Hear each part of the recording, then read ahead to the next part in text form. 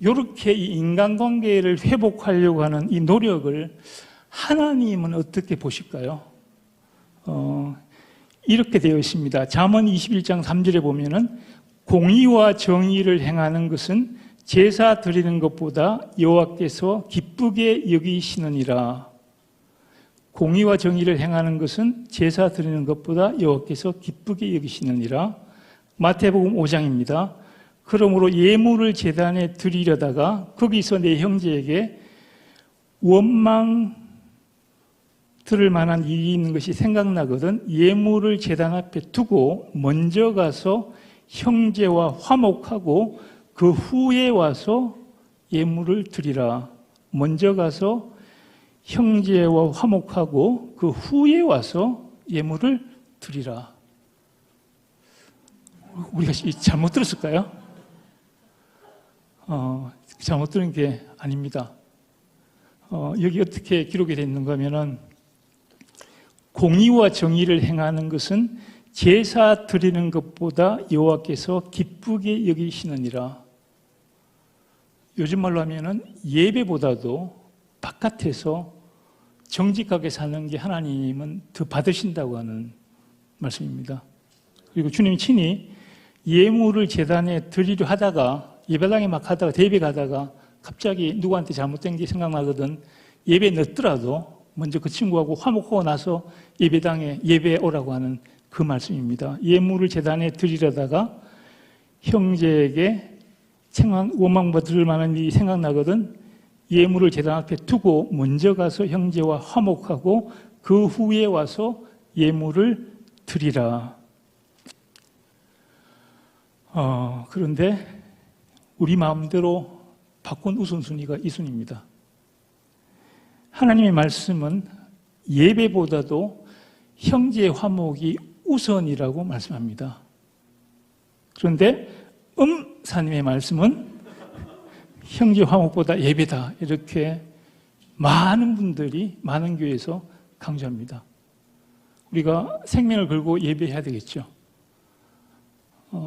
하나님께서 기뻐하시는 일이고 그게 최우선이어야 되는데 근데 그 전에 그 예배가 하나님이 받으실 만한 예배가 되기 위해서 먼저 해결해야 될 문제가 있습니다.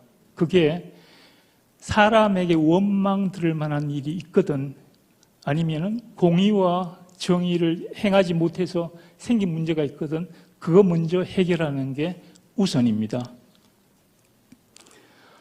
이 한국 예배에서 우리가 말씀을 들으면서 많이 강조하는 것은 그 말씀을 통한 하나님의 은혜를 많이 강조하는데 즉 유대인 교회, 예수 믿는 유대인들의 그 교회의 예배의 핵심되는 그 설교에서는 말씀의 은혜보다도 말씀의 가르침을 많이 강조합니다.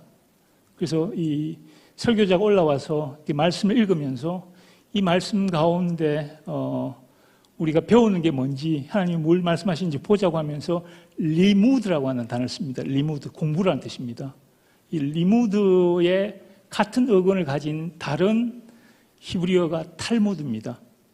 리무드, 탈무드 같은 말인데 공부한다는 뜻입니다.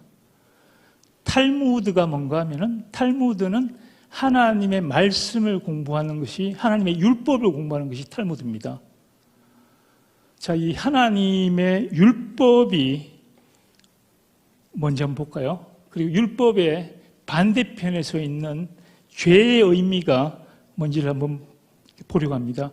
율법을 토라라고 부릅니다. 토라 그러는데 이 토라라고 하는 단어는요, 사실은 히브리 동사 가운데 야라라고 하는 동사가 있습니다. 이 동사의 의미는 활을 쏜다는 뜻입니다. 활을 쏜다는 뜻이고 이 활을 쏜다라고 하는 동사의 사역형을 만들면은 활을 제대로 쏠 수 있도록 지도한다는 뜻이 됩니다. 그게 호라라는 뜻이고요. 이 호라라는 뜻에서 만들어진 명사 하나가 모레라고 하는 선생님이라는 뜻이고요. 그리고 또 한 가지가 이 토라라고 하는 이 율법이라고 하는 말씀입니다. 다시 말해가지고 이 히브리의 토라라고 하는 말의 뜻은 정확하게 활을 쏴가지고 명중시키도록 지도하는 것, 그것이 토라고 가르침입니다. 반면에 죄라고 하는 히브리어 단어는 활을 쐈는데 이 화살이 관역을 빗나가서 벗어나는 거, 이게 죄입니다. 다시 말해가지고 유대인들이 하나님의 말씀을 배울 때는 그 말씀을 통해서 느끼는 은혜보다는 하나님이 의도하신 것을 명중해서 죄 짓지 않는 삶의 가르침을 얻는데 이들이 집중하는 게 말씀에 대한 연구고, 그 전통이 사실은 예수 믿는 유대인들의 그 교회 가운데도 그렇게 와 있습니다. 그들 가운데도 우리 가운데도 이 하나님의 말씀이 우리의 내면을 치유합니다. 그리고 그 하나님의 말씀이 우리 삶을 새로 형성합니다. 형성하는데 많은 경우에 그 유대인들은 그 말씀을 들으면은 이 말씀이 삶의 모습으로 이렇게 됩니다. 되는데 우리는 그 말씀이 마음을 녹입니다.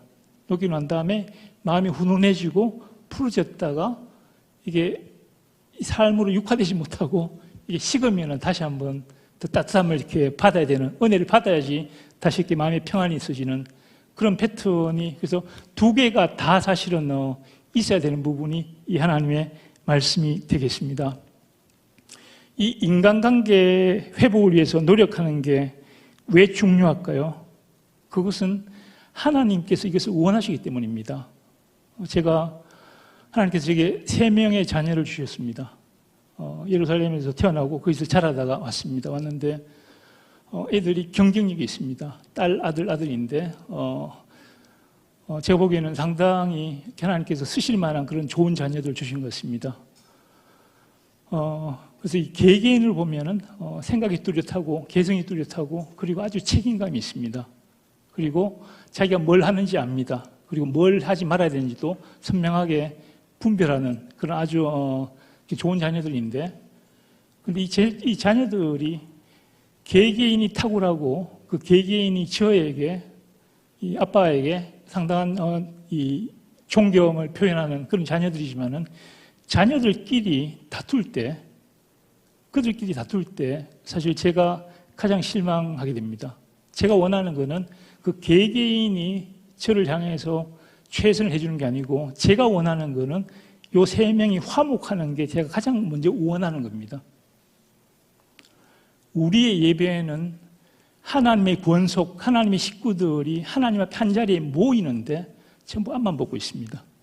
제가 이 베들교회는 안 그런 줄 알고 있습니다. 근데 많은 교회들, 특히 대교회 가보면은 그냥 앞만 보다가 좌우로 그냥 잠시 인사할 때 얼굴 한번 보고 숙이고, 그리고 가능하면은 자기가 안 알려지기를 원하면서 그렇게 교회에 다니고 예배하는, 그게 오늘의 모습인데 아마 그게 하나님께는 가장 마음 아픈 모습이라고 저는 생각합니다. 수백 명이 모이고 수천 명이 모이면은 무슨 의미가 있겠습니까? 하나님 원하시는 거는 그들이 먼저 진실하게 하나 되는, 화목하게 되는 그 부분이라고 생각을 합니다.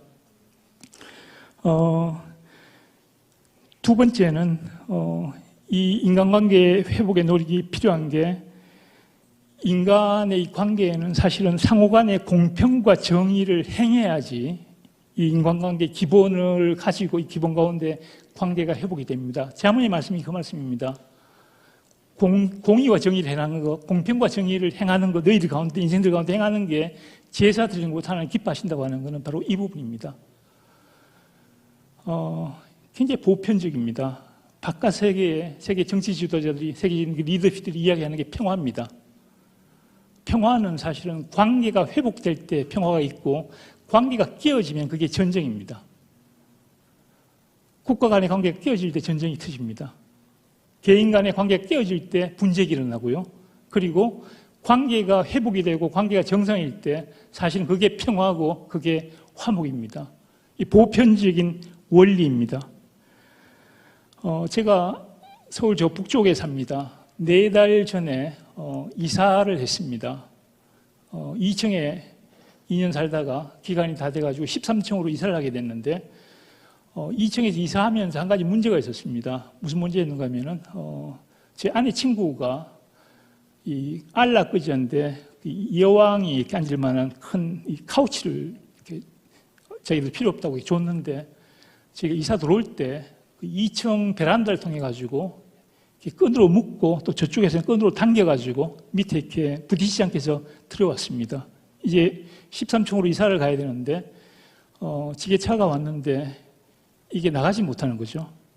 그래서 이번에도 마찬가지로 분해가 안 돼서 이 바깥으로 이제 끌려오게 2층 저쪽 베란다 쪽에서 2층에서 이제 밑으로 내리는데 제가 이거를 내리려면은 이쪽에서도 끈을 묶고 한 사람이 바깥에 나가서 반대방으로 당기면서 이걸 끌어내려야지 이게 아랫집에 창틀이나 베란다를 치지 않는다고 말씀드렸는데 이번에 그냥 했는데 안타깝게도 이게 내려가면서 아랫집에 샤시를 건드렸습니다. 건드리고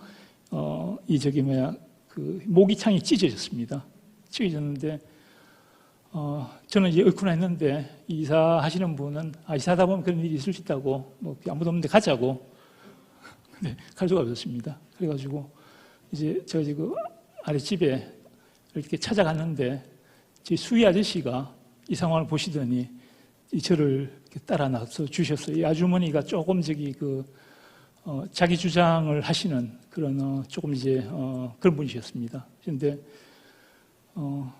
제가 이제 2층에 살면서 날마다 오가면서 이 수희 아저씨한테 열심히 인사했습니다. 그래서 아주 인간적으로 친해진 상황이었기 때문에 저분이 도우시려고 가게 됐습니다. 그래서 가서 이제 갔더니 찌그러져 있고 그 다음에 하나가 이렇게 이 셔시 자체가 안쪽에 밀려 들어와 있고 모기장은 찢어져 있었습니다.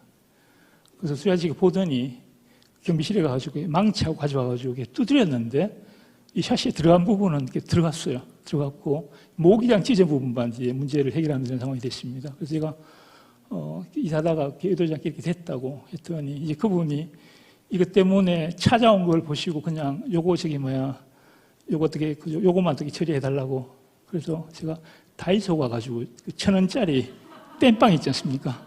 땜빵 사서 바깥 문에 걸어드리고 상황 오케이 했습니다. 그리고 저희가 이제 13층으로 이사를 했는데 같은 부동산의 소개로 13층을 이렇게 갔는데 굉장히 낡은 집이었습니다. 그리고 바깥에 이 열쇠가 이렇게 전자로 이렇게 눌러서 하는 열쇠인데 아무래도 이게 문제가 생길 것 같았는데 어느 날 바깥에서 들어가는데 이게 더 이상 작동을 안 하는 거죠. 그래서 부서지는 상황이 고장이 난 거였습니다. 그래서 들어가지도 못하고 그래서 부동산에 전화를 했습니다. 집주인한테 먼저 전화를 했습니다. 전화를 했더니 그 집주인이 이거는 자기가 고쳐줄 건 아닌 것 같다고 그렇게 이야기를 하시길래 어쨌든 이거 고쳐주시면 좋겠다 그랬더니 이분이 자기가 부동산에 한번 전화해보고 이런 경우 어떻게 하는지 물어보고 난 다음에 해주시겠다고 부동산에 전화를 했는데 근데 이분이 갑자기 다시 전화를 오시면서 목소리가 밝은 거예요.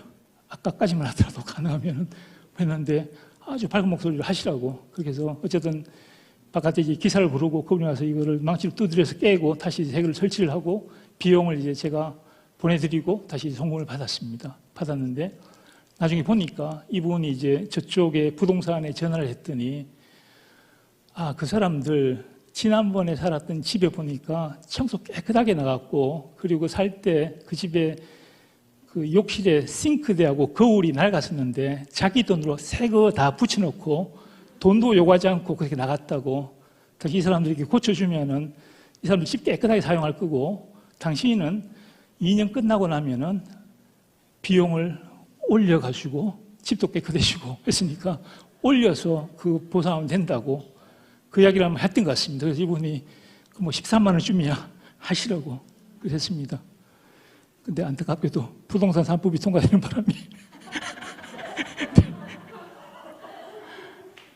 근데 그 작은 경험이었는데 아주 작은 일이었는데 제가 수희 아저씨하고 늘 인사하면서 친했고 제가 상황이 생겼을 때 그분이 적극적으로 도와주셨고 그리고 아줌마가 내놓고 도망가지 않고 이것 때문에 왔다고 하는 것 때문에 그냥 쉽게 문제를 풀어주셨고 그리고 그게 다른 상황에서 또 다른 우리 복덕방의 그 복덕방 그분을 통해서도 또 다른 문제가 한번 해결되는 상황을 봤습니다. 제 개인적인 경험이었지만 일종의 작은 선순환이었는데 아마 그 제 마음 가운데 사고 쳐놓고 무책임하게 도망가면 안 된다고 하는 그런 의식이 있었던 것 같습니다. 그래서 그렇게 했습니다. 했는데 이런 일들이 우리 삶 가운데 얼마나 많이 일어나겠습니까? 그런데 그때에 우리가 공평과 정의로 책임질 것은 책임지고 잘못했던 것은 우리가 잘못했다고 이야기할 수 있어야지 우리가 하나님 앞에 나갈 수 있습니다.